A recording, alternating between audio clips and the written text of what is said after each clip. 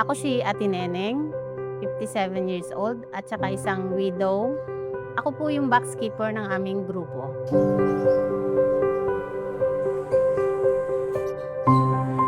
Bago po mamatay ang asawa ko, may tindahan po talaga kami. Kaya lang nung nagkasakit siya, at saka hanggang sa mawala siya, nawala rin po yung tindahan namin. Kaya nung dumating yung time na nagkaroon ng COMSCA, dun po ako sumali.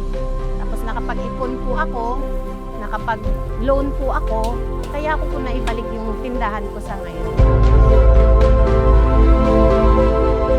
Dahil po sa tiwala namin sa COMSCA, 7 account po yung nabuksan namin kasama yung mga anak ko.